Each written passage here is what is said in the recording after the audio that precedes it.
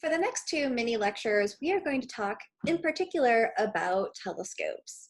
And unfortunately, we're not going to be able to look through a telescope this semester and play with our telescopes that we have here at Delta State, but we can still learn about them and see images that telescopes take of space.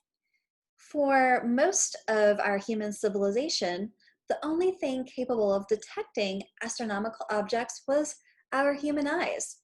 But the eye can only detect 10% of the incoming photons that enter our pupil. So remember, photons are little individual packets of light. When that light enters through the lens of our eye and strikes the back of our eye, what we call the retina, the eye sends a signal to the brain almost every 100 milliseconds, and that also limits the light that the eye can detect. And the interesting thing is that because of the way that optics work, optics is how light gets bent or reflected, because of the way that optics work, our lens on the front of our eyeball, right here, the light coming in from the world around us passes through our retina and it actually inverts the image that we see of the world. So when an object in front of us, like let's say a tree, we get that light from the tree passes through the lens on the front of our eye, and then that light focuses on the back of our retina. The image that actually gets focused on the back of our retina is actually inverted. It's upside down compared to that object in reality. So our eyes are actually detecting our world upside down, but our brain inverts it for us into a signal such that everything seems upright. The modern system for measuring lights from astronomical sources includes three things. We've got telescopes to gather the light. We've got instruments to sort the incoming light by wavelength. That's when we're talking about spectroscopy, we talked about how prisms can separate light into the different colors of the visible spectrum and all other parts of the electromagnetic spectrum as well, and little diffraction gratings, fine little gratings, and like a piece of plastic can also do a similar thing. And then we have detectors, which permanently record the observations. For a long time, the only detector that we had was our eyeballs looking through telescopes, and you still had to draw images of what you saw. That's what early astronomers did. But then eventually around came photography, and you could take images, photos of what the telescope was seeing, and then along came CCD cameras that we could permanently record a digital copy of what these telescopes are taking images of. There are something that we call the powers of a telescope, and there are three powers of the telescope, and we're going to talk about all three of them. The first one is called the collecting power of a telescope. The bigger the telescope, the more light it can collect. Then we have the focusing power. Telescopes use mirrors or lenses to bend the path of light rays coming in to create images. Then there's the resolving power of the telescope, which is its ability to pick out the details in a distant object. So we can quantify all three of these things. How much light does the telescope collect? How well does it focus that light? And how well can we pick out details and images that telescopes are taking? So for the light gathering power, the light collected by a telescope is proportional to what we call the collector area. For our eyeballs, it's the pupil of our eye that is determining how much light our eyes can collect.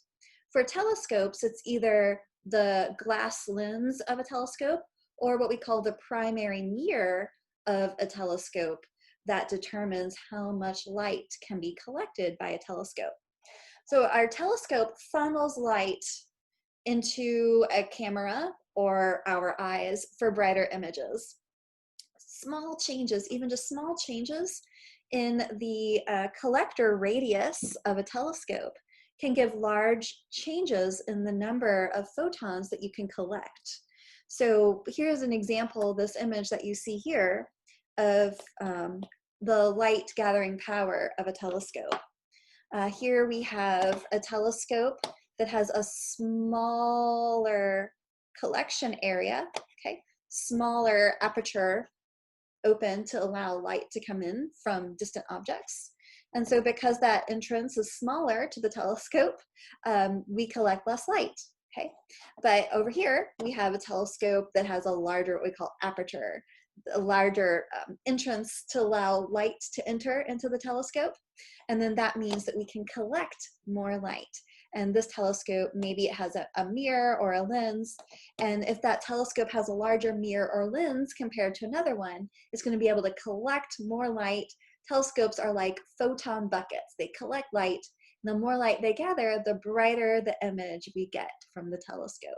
Let's compare the light gathering power of a large telescope that does astronomy observations for science to that of the telescopes that we have at DSU that we get to use for astronomy class, although unfortunately not under the current situation. So the Keck telescope in Hawaii has a primary mirror, which is collecting the light. It's actually the light is hitting this mirror and it's reflecting that light toward a central point where that light is gathered by instrumentation. So the diameter of the Keck telescope's primary mirror is 10 meters. And these telescopes that use mirrors to redirect the light are called reflectors. We have some telescopes here at Delta State University that are called refractors. These telescopes use lenses, glass lenses, to bend light or refract light.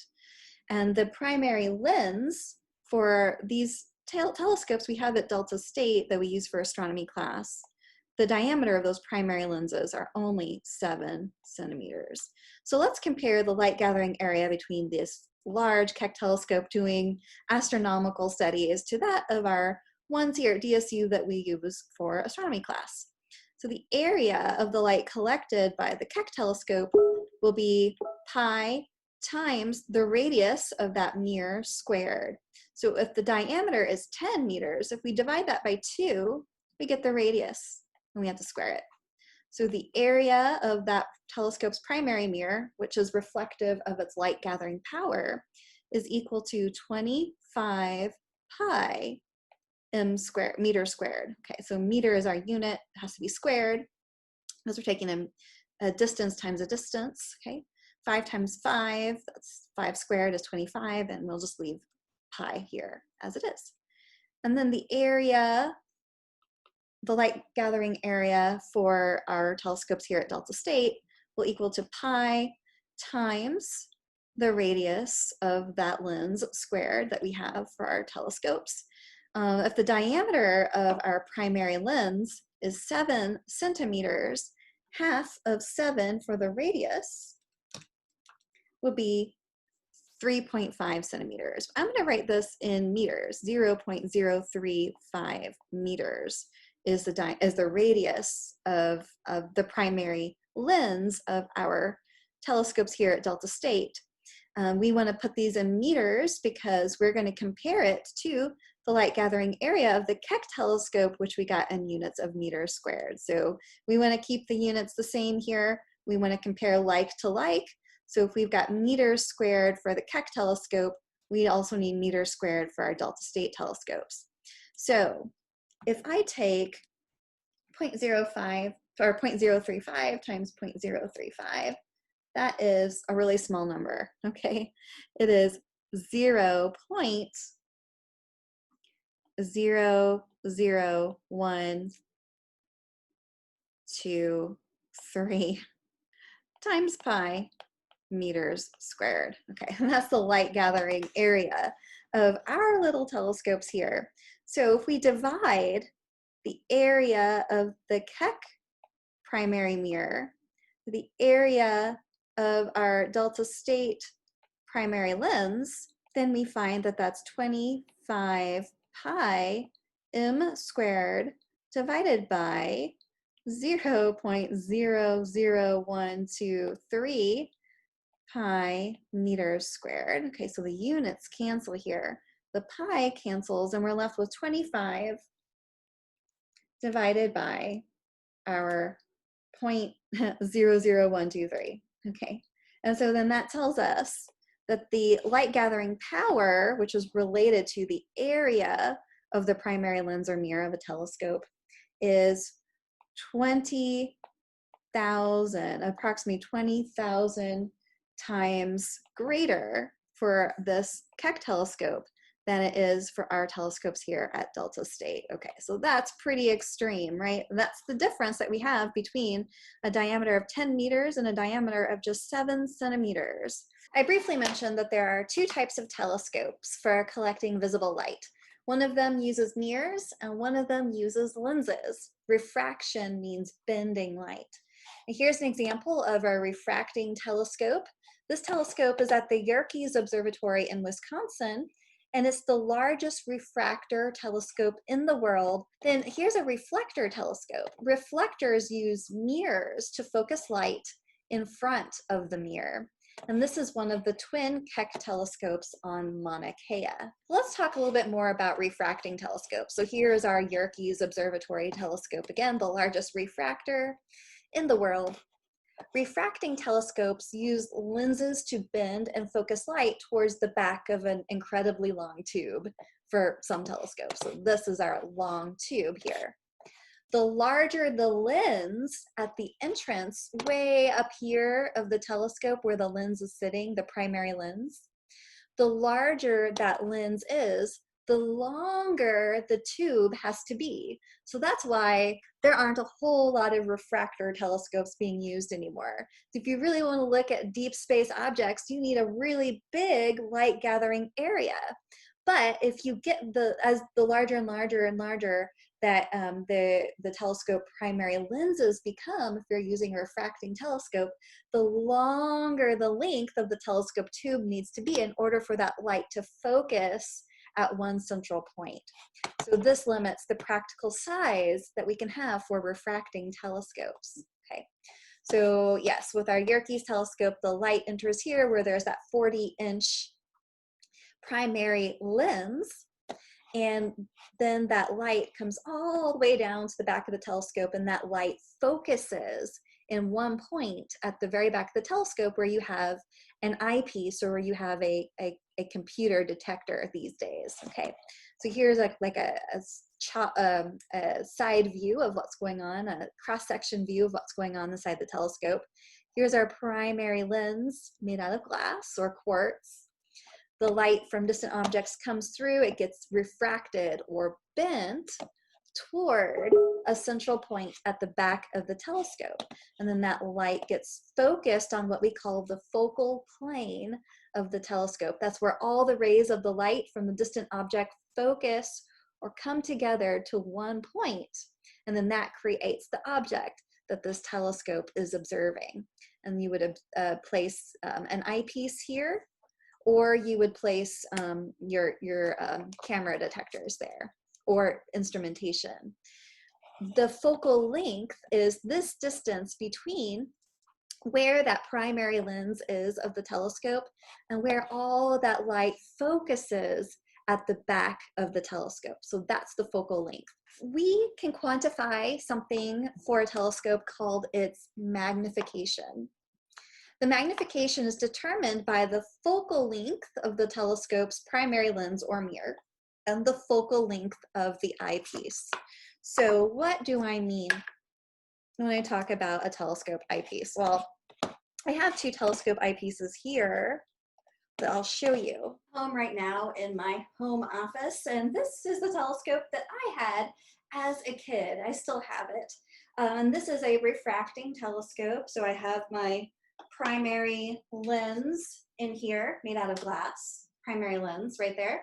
The light enters from, let's say, Jupiter through that primary lens. It travels all this distance and it doesn't focus, that light doesn't come to a point until the very back end of my telescope back here. And then there's a little mirror that redirects the light to the eyepiece. So this is the eyepiece of the telescope. The eyepiece of the telescope is also going to have another little lens inside it here. And you can also define the focal length of the eyepiece as well. And so the magnification of a telescope is the telescope's focal length, which is this whole distance here for a refracting telescope, divided by the eyepiece focal length. And that's always written on the side of an eyepiece. So here, this tells me that I have a 9mm focal length eyepiece. I can swap it in, and then that helps me to see distant objects. You can change out the eyepiece of the telescope to an eyepiece that has a different focal length, okay? And actually, the smaller the focal length of the eyepiece, the more magnified that object will appear whenever you look at it through the eyepiece, okay? So this is a 9mm focal length eyepiece. If I swap it out for this other eyepiece that I have that has a 25mm focal length eyepiece, this one here, it says 25mm on the side, then actually the image that I see is going to be smaller. It's not going to be magnified as strongly, okay? Because the magnification is the focal length of the telescope divided by the focal length of the eyepiece. So if the focal length of the eyepiece is larger, then that's going to make that whole fraction of the focal length of the telescope divided by the eyepiece focal length smaller. Okay, and then that means the magnification is smaller. But if I swap it out for the 9mm as opposed to the 25mm one, then I take the focal length of my telescope, which remains the same, and I'm dividing it by the focal length of the eyepiece, which is now a smaller number, and then that gives me a larger magnification. So if I asked you which focal length eyepiece would give you the largest magnification for a telescope, you want to go with the eyepiece that has the smaller focal length, okay, and that would improve the magnification of the object that you see. So we can solve this problem if we want to increase the light gathering area of our telescope. We can move away from refracting telescopes and use something called reflecting telescopes. Reflecting telescopes use mirrors to focus incoming light. Much larger mirrors can be built because they can be supported at the back. You can get really large mirrors, much larger than you can get with glass lenses to make refracting telescopes. There are many different types of configurations for reflecting telescopes. And these types of telescopes, these reflecting telescopes, are really what we use now to do modern astronomical observations. All the research that we do to find our new discoveries, those are being done with these reflecting telescopes. So here's an example of a very large telescope mirror compared to the size of a person in the middle. There are three basic configurations for reflecting telescopes. The first one is called a prime focus telescope. There's only one primary mirror. The light comes in, strikes the curved surface of the mirror, and then that light gets reflected toward and focuses on a camera that's mounted actually in the middle of the telescope. And then there's one called the Cassegrain focus. On these, you have kind of half of a spherical mirror, kind of the middle part is missing here.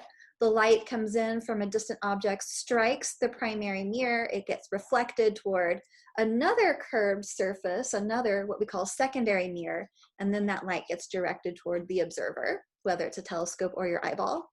And then we have another one called the Newtonian focus. That light comes in, strikes the primary mirror, strikes a flat but diagonal secondary mirror that redirects the light off to the side.